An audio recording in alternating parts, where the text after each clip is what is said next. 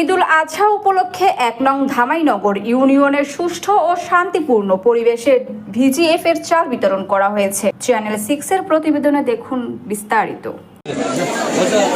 পবিত্র ঈদুল আজহা উপলক্ষে সিরাজগঞ্জের রায়গঞ্জ উপজেলার ১ নং ধামাইনগর ইউনিয়ন পরিষদের উদ্যোগে অসহায়, দুস্থ ও নিম্ন আয়ের মানুষের মাঝে ডিজিএফ এর চাল বিতরণ করা হয়েছে।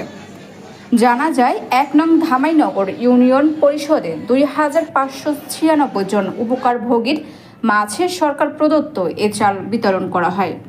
চাল বিতরণ কার্যক্রমে ইউনিয়ন পরিষদের চেয়ারম্যান, সদস্যবৃন্দ, স্থানীয় গণ্যমান্য ব্যক্তি ও প্রশাসনের প্রতিনিধিরা উপস্থিত ছিলেন।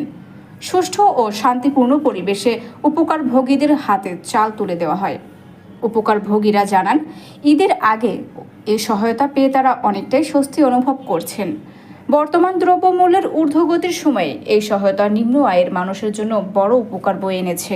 ইউনিয়ন পরিষদের সচিব রোজিন পলাশ এবং জনপ্রতিনিধিরা বলেন, সমাজের সুবিধাবঞ্চিত মানুষের পাশে দাঁড়াতে এ ধরনের মানবিক কার্যক্রম ভবিষ্যতেও অব্যাহত থাকবে এবং ঈদের আনন্দ সবার ঘরে পৌঁছে দিতেই এ উদ্যোগ গ্রহণ করা হয়েছে।